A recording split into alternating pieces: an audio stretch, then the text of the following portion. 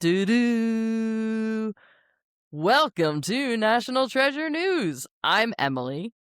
And I am Aubrey, and it is February 2026, and we do have some National Treasure news to share with you guys. It's one of those times where we or one of our projects is the news, but we'll take it. It's better than nothing. Yeah, I mean, I'm really excited for this one, so I'm here for the news. Okay, cool. Well, I'm excited that you're excited because, Emily, you're kind of interviewing me today. Is that weird for you?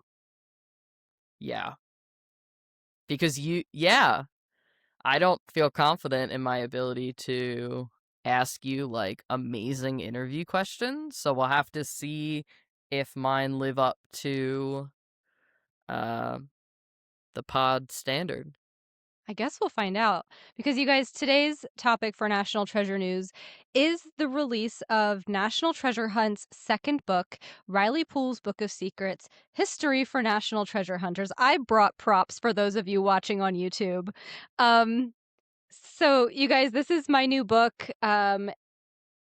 Jon Turteltaub, director of National Treasure, beloved here on National Treasure Hunt, wrote the foreword. And so we're just going to tell you a bit about the book today to hopefully get you excited if you haven't already snagged yourself a copy. But before we get into all of that, Emily, you are running the show today. There's something you got to do at the top of this episode. Yes. Well, we need you all to tell us how excited you are about the release of this book. Have you read it yet? Have you pre-ordered it? Send us your little pictures with it. You can do all of this on both X and Instagram at NT Hunt Podcast. Also, while we have you guys this week for like an off week episode, if you will, not only should you be going to the link in our show notes to get your tickets to our upcoming lecture event in Houston, Texas at the Houston Museum of Natural Science, which is coming up in mid-March, but as of this week, registrations are officially open for the Spring National Treasure Hunt Tour in Washington, D.C., which will run on Saturday, April 25th. You will also go to the link in the show notes today to be able to sign up before spots run out. Yeah, it's going to be really fun. So, I mean, like, if you haven't come. If you've already come back. Come back, exactly. I mean, we're only getting better with age, I like to say. Um, so, the date of this National Treasure News recording, just for posterity's sake, February 11th, 2026. And we already told you the topic. It is this fun new book, which you can get on Amazon if you search Riley Poole's Book of Secrets. You can also get it directly from our publisher, tuckerdspress.com. And now, I'm going to stop talking for a minute and let Emily run the show here because I want to know what you want to know, Em, about this book and what you think will get folks excited about it. Yeah. So I just want to start off by saying, what a fantastic job. It's such a fun read.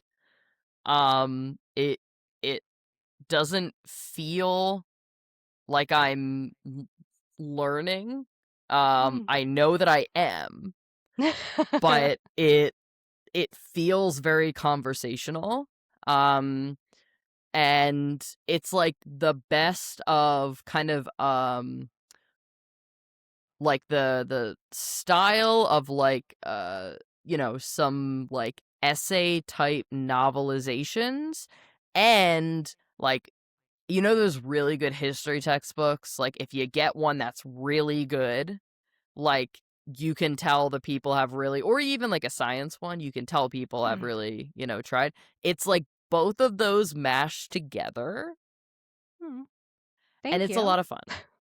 Thank you. And guys, I didn't tell her to say that. I really didn't. So this is Yeah. actually the first time we're talking about the book really in any detail. So I'm very thrilled to hear that you liked it, Emily, and I'm excited to talk with you about like the inspiration, what people might enjoy out of it. Anything you want to talk about, I'm here for because this book really came to be for me at a challenging point for me personally in my career where I was like doing edits and working with our publisher and whatnot when I was in my old job, and felt like I had very little control over what was going on around me. And so this was just like really grounding for me to write. So having it done now and sharing it with everyone is like extra special, if that makes sense. 100% makes sense. But yeah, Yeah. let's get into it. So I think the first thing that I really wanted to kind of talk about is why Riley? Like Riley's mine, right? Mhm. Like you are Ben and I am Riley. Yeah. So why and then how? Yeah. I appreciate that. And I almost wondered, I mean, for those of you who are listening or watching, Emily knew this book was being written. It's not like I just scooted in and told her, "I'm No. taking your character from you." So it was all fair, I promise. Oh yeah, yeah. Um No, so I appreciate that question a lot. It really is rooted in two things. Number one, being personally very peeved that no one has ever written Riley's book from the second movie. I know I've wanted to read that since 2007. I don't know if you can relate. I mean, I'm just always annoyed at the lack of stuff that Disney has done for Yeah. the franchise. So, yeah, Yeah. this book is among them. Yes, exactly. And so I wanted to imagine what Riley might have been interested in writing about in his book. This is not Riley's actual book from the movie, you guys. Like, mine looks like this, and Riley's book looks like this, and they're clearly different. They have different titles.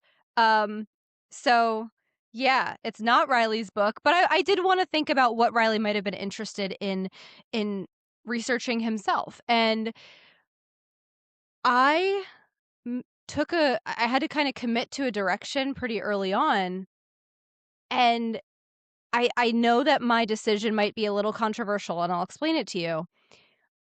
I know a lot of people, if they were to read Riley's book, they would expect, like, Area 51 and how the aliens built the pyramids, right? Yeah. I just I firmly believe that's not the tact he would have taken, and I get there from what I kind of start the book with, which is like the deepest character analysis we've ever done for Riley, and trying to imagine who he is as a person, and really using that character analysis to say, he is a scientist at heart, right? He's a computer science guy. So I really think what would interest him most from history is not these supernatural things. I think he gets a kick out of them. But I think he wants to show authority and smarts and prowess. And so what I think he would really apply his knowledge to are like topics in history that feel a little mysterious. You know, topics that don't have a don't have a concrete answer. And so that's the route that I took in this book. So that's why and how Riley. Okay. I mean, I definitely can appreciate that. And I do have to say that I feel Riley um in this book, right? Mhm. I don't necessarily feel as though Riley is the like, he's not using terms like I or anything like that, right? But and I think the way that you have it structured actually lends itself to making it feel slightly I guess different than like if it was just Riley writing a series Yeah. of essays, Yeah. because it's purposefully informative. And I wanted to talk to you about the structure. I know the first, you have the foreword, you have, the first two chapters where you kind of give us a little bit more about what you just said about like the how and the why.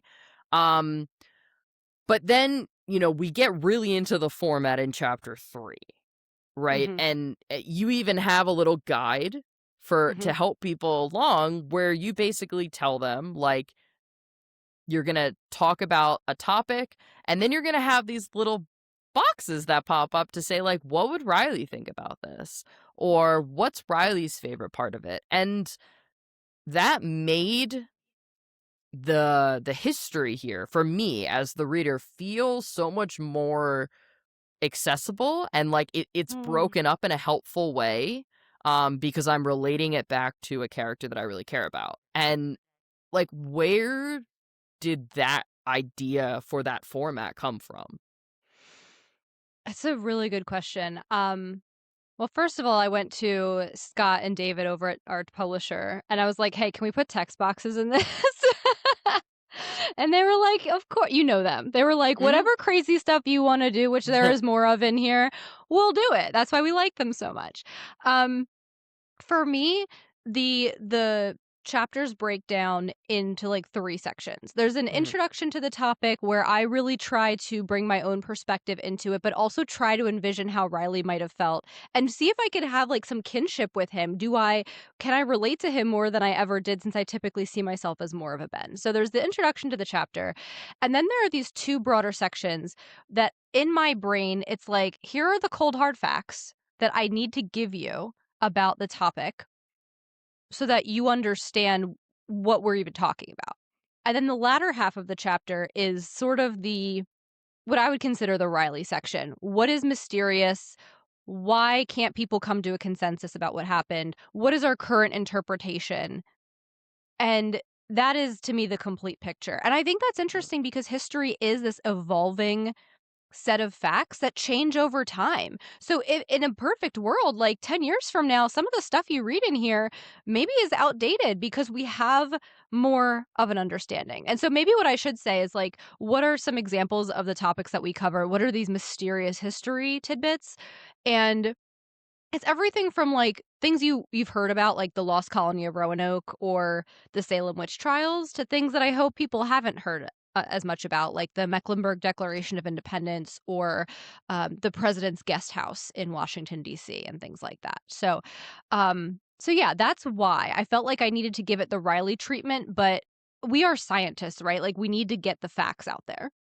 Yeah, definitely. And I love that approach because it takes the interdisciplinarity, right, of everything that we Yeah. do, and it puts it right in front of everyone, to literally see on the page. And I will say, like, we are scientists. There's science in here for certain Mhm. chapters, right? Like, there are topics about ghost ships and, like, mysterious disappearances and how might science and natural phenomena have contributed to that or not. So, like, I did try to bring the traditional National Treasure Hunt interdisciplinary ethos to this, even though it is a history book. Yeah. And I wanna go back to something that you said, because I was gonna ask about this, and then you kinda led me into it really nicely. Ooh. You said history is this kinda constantly evolving. Yeah. I was gonna say phenomena. It's a constantly evolving thing, right? We are continuously getting more information, and something that I realized pretty early on in the book that you do is you are not afraid to end a chapter on a bit of a, I guess we'll have to see, or like, it still remains a bit of a mystery to this day. You've given us Mhm. all the information, Mhm. right? Mhm. But you acknowledge there are still pieces that you have to interpret for Of course. yourself. Yeah. And as a scientist, right, how did that feel? Was that challenging for you? And kind of, I guess then, on the flip side of that, what made you comfortable enough leaving, these things, open-ended after you've given us all Mhm. the information we need? Wow. Yeah, it's a really interesting observation. To me, it was just a question of, do I feel like I have the answer after all of this research, right? I mean, I think that some people would be afraid to write this book if they are not like a trained historian. Mhm. We make no secrets on this podcast. We are not trained historians. But that's actually in a way why I wanted to write the book as not a trained historian, to show first of all that anyone can engage in history in meaningful ways, just like we do here on the podcast. But also, my hope was, as not being a trained historian, I could paint this picture in a way that will also speak to people who are not historians. And so what that Mm, led me to is, in many cases, there are multiple proposed explanations. There is no agreed upon answer, and I certainly don't feel qualified in declaring the winner in terms of what theory is right. You know what I mean? So, there are certain chapters I think where I'm more or less, this was proposed in the 1800s, it was debunked in 1920 right. or something like that. But the interesting thing to me, and I make this point in the concluding chapter, is that as scientists, we are so trained to just poke and prod and test and retest and retest and retest and retest until we get at an answer. And in many cases in science, you need to do research for years, decades, maybe even longer to get at a satisfying conclusion. But history is the exact opposite. The farther away in time we are from the event when something happened, the less likely we are to know the true answer. So I don't suspect that some of these topics will ever have a clear answer associated with them. And I think that's Mm. really fascinating, but also exciting to get people interested in history because, frankly, I don't know, the mysteries are more interesting than the rote, like, dates and facts and things like that. That yeah, no, I completely agree, and I love that perspective because I think it's a very uh it's confident in a different way, right? Like Mm, the whereas some people would have confidence and would be like, this is the fact of it, this is the correct interpretation. You you kind of approach it with, we're confident enough that like this is the information we have and some of it doesn't match up and that's okay. And I think that that is emblematic of, who you are as a person and a writer, but mm, also maybe idealistically who Riley can be, or maybe is yeah. becoming in the process of writing this. Because I feel like he does have vibes. The vibes give off like, I will tell you the Mhm. answer. But Mhm. he, Mhm. as you point out so nicely in the beginning of the book, is a conspiracy theorist at heart, but there is heart behind that. There's earnestness behind Mhm. why he asks these questions. And so I like to think that like a little bit of that questioning is still there. Is that something that you kind of felt when you were like embodying Riley? It is, and that's why doing this character analysis was the hardest part of the book for me. It wasn't doing the research on these topics, it wasn't picking the topics, although that wasn't as easy as I thought it would be. Um, um, the character analysis was the hardest part. We talk all the time, Em. We did a whole episode this season alone on Abigail and how we had to make up a backstory for her based on things in her office. We don't know much more about Riley, right? So, like, I in order to really interpret him, I'm looking at the scenes in the movie, his facial expressions as he's reacting to things, right? Like, Mhm. and where I kind of landed was that I think part of his assertiveness, his almost cockiness that we see in the movie, in some cases, I think there's insecurity there. And I think Mm, that we can also interpret that from his interactions with Ben and Abigail, who are clearly superior to him in the historical prowess category. And so I tried to think back of, okay, where would that have originated for him as a child? And then I started finding myself either because it would be accurate or because I was looking for that kinship. I was finding places in my brain where I'm like, "Oh, we were both like this when we were kids." mhm. You know what I mean? And I think that then helped me to not just I mean, like you said, it's not Riley talking, but the chapters are in the first person. It's me talking, but I'd be Mhm. lying if I said I wasn't trying to add some of the sarcastic tone of Riley because I Yeah. felt like I understood him at that point. Mhm.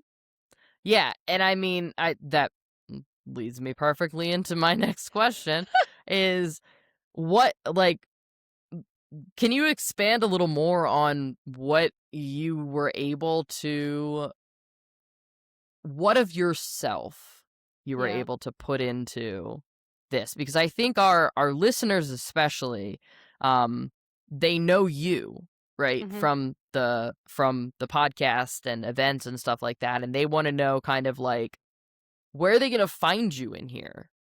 Yeah. Yeah. And I appreciate that, and I hope that that is something that they wonder.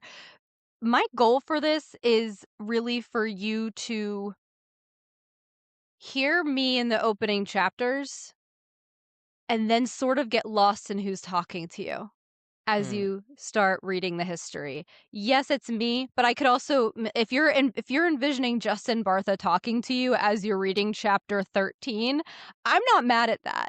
Do you know what I mean? right. Um so I really did try to where you're going to get me definitively is the choice of the chapters because ultimately if I was researching something that I didn't care about, it wasn't going to happen. That's just how I am.